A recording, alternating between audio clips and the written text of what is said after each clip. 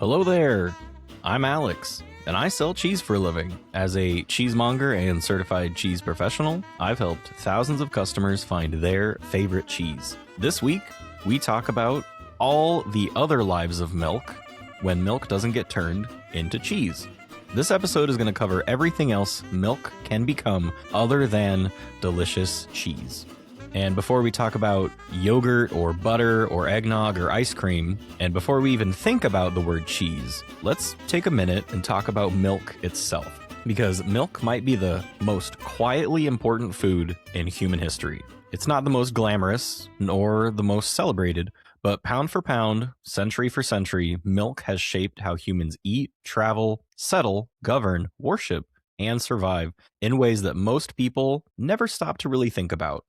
Milk is one of the first foods humans ever relied on, and one of the only foods designed by nature to be a complete system. It has fat for energy, protein for growth, sugar for some quick fuel, water for hydration, and micronutrients layered in like a starter kit for life. As children are born, most oftentimes the first food they ever have is milk from their mom. Same goes with cows, same goes with any other mammal. And it took us a while to figure out we could take the milk from other animals and swap it out. But in the long run of human evolution, milk has always been there.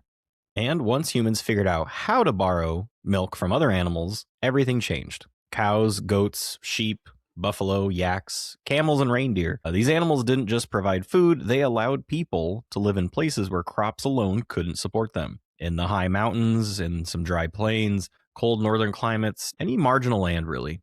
Milk was able to turn grass into calories, and that might be one of the most important technologies humanity has ever stumbled into. Long before refrigeration or written recipes, milk let societies stabilize. It bought time, it fed children, it sustained elders, and it created a surplus, enough surplus that people could specialize trade, gather, and eventually govern themselves. Some of the earliest cities we know of relied heavily on dairy animals. Milk wasn't just nourishment, it was in fact part of their infrastructure. And here's the part we forget. Fresh milk is fairly fragile. It spoils very quickly, it reacts to heat, it changes with time, which means nearly every culture that relied on milk had to answer the same question: how do we make this last? I've said in previous episodes, how do we make milk last longer? The question is obviously answered by cheese. It's always cheese, How do you make milk last through the winter? Cheese. How do you make it turn into a portable good that doesn't have to be refrigerated necessarily? Cheese. But if we take a step back and really appreciate all of the wonders that milk is and everything that it can give us and has given us, it starts to introduce things like yogurt, butter, ghee. You could have dried milk, you have fermented drinks, cooked milk desserts, preserved sweets. You can look at ceremonial beverages and shelf-stable staples long before electricity existed. Milk almost always forces innovation. And that's really what today's episode is about. Everything else milk can be used for, or what milk can help create other than cheese. And so this is more of a cheese adjacent episode where we may not be talking exactly about Munster and mozzarella and Gruyere and Parme, but this is an important piece of education for anyone who is interested in all things dairy. Okay, let's begin. In ancient India, milk and milk sweets were deeply tied to religious practice. Offerings to deities, foods of purity, symbols of abundance. In Central Asia, fermented milk drinks sustained nomadic cultures where crops couldn't follow. In medieval Europe, butter and cream were economic markers, taxed, regulated, and fought over. And today, milk is everywhere, and yet it's usually invisible. It's in your freezer, it's in your pantry, your supplements, your baked goods, your holiday drinks, most of your desserts, and a lot of your sauces. Most people don't think that they consume milk every day because they're not drinking a tall glass of milk, but you would probably be wrong. Milk is hidden in so many foods all over the world. So before we break milk down into categories and products, I want to do one thing first. I want to appreciate milk for what it is. It's not just a drink, and it's not as, cheese before cheese, but it is one of the most flexible, powerful, and world-shaping ingredients humans have ever worked with. Because once you see milk this way, everything that comes next stops feeling quite so random. They're not separate foods. A lot of food is milk based. And with that in mind, let's start with this first fork in the road. Before we get into individual foods, let's sit with one more idea, because this is where milk stops being just nourishment and starts becoming more powerful. Milk matters not because it tastes good, it does, but because it lasts differently than some other foods. Fresh milk spoils very quickly, yes, but the moment humans learned how to interrupt that spoilage, milk became something rare in the ancient world, more of a renewable, transformable calorie source. And that looks different depending on where you lived. Grain has to be planted, harvested, threshed, stored, and protected. Meat requires slaughter and preservation, and fruits and vegetables are always dependent on the season, and they're usually very fragile. Milk shows up almost every day of the year. That single fact reshaped human time, softened the edge of famine, and it allowed people to stay put longer, and it made long winters more survivable and long journeys possible. This is why dairy animals follow human migration patterns very closely. When people moved into harsher climates, higher altitudes, colder latitudes, drier regions, milk animals came with them. Not specifically for cheese, although sometimes yes. It was more for insurance. And here's where it gets really interesting. The food we associate with milk are often the foods that allowed societies to organize themselves. Butter and cream showed wealth because they required surplus. You couldn't make them if you were barely surviving. Yogurt and fermented milks showed continuity. They were foods you could rely on daily. Dried and concentrated milks showed planning. In ancient and medieval governments, milk products were often regulated. Butter quality was policed, and cream was taxed. Milk prices were fixed in cities because instability in milk supply meant instability everywhere else. Milk wasn't necessarily a comfort food, it was, at that time, more of an infrastructure. And there's a reason religious traditions gravitate towards milk-based foods. In Hinduism, milk, yogurt, and ghee represent purity and abundance. In Jewish dietary law, milk requires strict handling and separation. Over in Christian Europe, milk fats became symbols of feast versus fast. Milk drew lines between everyday life and ceremony, and sometimes milk-based foods became central to moments of history. During the Enlightenment era coffee house boom, milk and cream transformed coffee from a bitter stimulant into a social beverage, something you could sit with, discuss ideas over, and negotiate with. Sweetened milk and custards became fixtures at salons and political gatherings. Milk softened the discourse. Even today, the presence of milk signals stability. When supply chains fail, milk is one of the first things people worry about, and one of the first things governments intervene to protect. So when we talk about what milk becomes, we're not just talking about recipes, we're talking about what societies needed milk to do for them. And with that lens in mind, let's move into the first major transformation.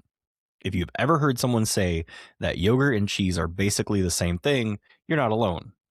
You're wrong, but they're not. They're milk-based, but that's about where it ends. They start in a similar place. The milk gets heated, bacteria gets added, lactose gets consumed, and the acid develops. But that's about where the family resemblance stops. Yogurt is milk that's been acidified by bacteria, most commonly, and I'm going to do my best here, Lactobacillus bulgaricus and Streptococcus thermophilus. Those are some big words. As these bacteria eat lactose, they produce lactic acid, which causes milk proteins to tighten and thicken. And here's the key difference. The curds are never cut. At this stage in cheese making, you may cut the curds to release the whey. Here, we let it set. At yogurt, we just stop here. The milk thickens, becomes spoonable, and stays whole. The whey remains suspended, but nothing really gets shaped and nothing gets pressed. Greek yogurt isn't cheese. It's just yogurt that's been strained. Yogurt shows us our first big lesson here. Milk can ferment without becoming cheese. The difference isn't the bacteria, it's the handling and what you do after you introduce it. Now let's talk about what happens when milk does become cheese, but then we don't eat all of it. When curds form and get cut, the whey separates. Historically, whey was a problem. It was heavy, it was perishable, and it produced an enormous, and depending on how much cheese you were making, it produced an enormous quantity of it. For centuries, whey would be animal feed or fertilizer. Unfortunately, sometimes it was waste. But then food science stepped in and found other alternatives for this delicious product. Whey is rich in fast digesting proteins. Once filtration and drying technologies improved, whey stopped being a byproduct and became a commodity. That protein powder in your shaker bottle, it started its life in a cheese vat, more than likely. Whey protein represents a modern shift in how we treat milk. Nothing goes to waste anymore. Milk didn't change, our priorities did. So if you ever see a label and it says made with whey protein or it has whey in it, that is the separation of curds and whey. When you hear like the little nursery rhyme eating Little Miss Muffet eating her curds and whey, which thinking of Little Miss Muffet, the food she was eating was essentially really early cottage cheese made from milk that had naturally soured or been curdled, separating into lumpy solids, curds, and the liquid whey. It was a nutritious, sometimes gruel-like food eaten by people before modern refrigeration, offering the benefits of milk in a semi-solid, satisfying form. So next time you read that nursery rhyme, just realize it's talking kind of cottage cheese or a version of it. If we were to look at ice cream now, ice cream feels simple until you think about it for more than a few seconds. How do you make ice cream? A lot of people have those at-home ice cream makers where you put some snow in there and a couple other ingredients, maybe some salt. I got to be honest, I've never done this myself, so I don't know what all does go into that, but I know it's not a lot of ingredients. And then at the end of it, you have ice cream, and it's very popular. But if you look at what it actually takes to make most ice creams, it's going to be milk, cream, sugar, and a lot of cold. And the ice cream is milk transformed through controlled freezing. And the goal here isn't just to freeze, it's to freeze slowly enough to avoid those large ice crystals while incorporating air for lightness. Milk proteins stabilize air bubbles, fat provides lubrication, and the sugar lowers the freezing point. Gelato uses more milk and less air, frozen custard adds eggs, and soft serve is warmer and more aerated. Ice cream proves milk can be structured without heat, bacteria, or pressing, just temperature. At its core, ice cream is kind of a balancing problem. You're trying to freeze a liquid without letting it turn into a block of ice. You want it cold, you want it scoopable, very smooth and stable, while still carrying the flavor. And that means controlling four things at the same time: the fat, the sugar, air, and ice crystals. Milk and cream provide the fat and protein. The sugar sweetens, but most importantly, it lowers the freezing point so the ice cream doesn't freeze solid. Air gets whipped in during the churning. This creates lightness, and temperature control determines how large or small the ice crystals grow. Good ice cream is mostly what you don't let happen. Large ice crystals are the enemy. They make ice cream gritty, icy, and thin. Preventing them requires slow freezing, constant agitation, and enough fat and sugar to interfere with crystal growth. This is where quality and cost start to separate. Cheap ice cream is built for efficiency. It uses less cream, more stabilizers, more emulsifiers, and significantly more air. This air, called overrun, can make up anywhere from 40 to 100% of the final volume. More air means more scoops per batch, but less dairy per bite. That's why inexpensive ice cream feels fluffy, it melts quickly, and it tastes lighter, mostly paying for air. Higher end ice cream tends to do the opposite. Premium ice cream uses more cream and egg yolks, lower overrun, and better temperature control. Less air means denser texture, more fat means better flavor release, and egg yolks can act as a natural emulsifier, which helps the fat and water stay suspended together. When you taste expensive ice cream and think, well, why is this one so much richer? It's not your imagination, it's the physics. The fat carries the flavor. Dense ice cream stays colder longer too on the tongue since it has smaller ice crystals, and it feels much smoother. All of that adds up to a difference in intensity on the different types of ice cream you're eating. And then there's also milk quality. Ice cream made with higher quality milk or milk with better fat structure and protein balance sets more cleanly. This is why some small batch producers obsess over sourcing. Milk from grass-fed cows, seasonal milk, or milk with higher butter fat behaves differently when frozen. And it's also why ice cream made from closer to the source often tastes better. Less time in storage means fewer opportunities for ice crystals to grow. And then there's style, Gelato uses more milk and less cream, less air, and it's served warmer. That makes flavors pop, but keeps the texture softer. Frozen custard adds egg yolks for richness and stability. Soft serve is warmer still, heavily aerated, and designed for immediacy. None of these styles are better by default. They're answers to different questions, but the price tag usually tells you one thing clearly: how much milk is actually going to be in the bowl you're eating. Ice cream teaches an important lesson about milk. Transformation doesn't always come from bacteria or heat. Sometimes it comes from precision, from restraint, from controlling the moment milk turns solid. If we were to talk about butter for a second, if you let milk sit, the cream will rise. If you move that cream, shake it, churn it, carry it on a long journey, it will eventually break. Butter is milk revealing its fat. At a microscopic level, cream is made of tiny fat globules suspended in liquid, each one wrapped in a fragile membrane. When cream is agitated long enough, those membranes rupture. The fat sticks to fat. What separates out is the butter fat. What's left behind is buttermilk. This doesn't include any enzymes, it has no rennet, and there's no curd cutting. Butter is milk transformed by motion and time. That simplicity is why butter appears independently across cultures. You see versions of it anywhere dairy animals exist. It didn't require specialized tools, just some containers, a little bit of patience, and a lot of movement. And once butter existed, it changed how milk could function. Butter is very dense, it's energy rich, and most importantly, compared to fresh milk or cream, it keeps. That made butter portable wealth. In medieval Europe, butter wasn't just food, it was an economic marker. Butter quality was regulated. Butter weights were standardized. In some regions, taxes were paid in butter. In others, access to butterfat marked feast days versus fasting days. In Scandinavia and Ireland, butter was so valuable, it was sometimes buried in peat bogs for preservation. What we now call bog butter wasn't novelty, it was a strategy. People were storing calories in the ground, banking milk for the future. Some of that butter has been recovered thousands of years later. That is a version of milk becoming archaeology. And butter also reshaped cooking itself. Because butter is primarily fat, it behaves differently than cheese or milk when heated. It melts, coats, browns, and carries flavor.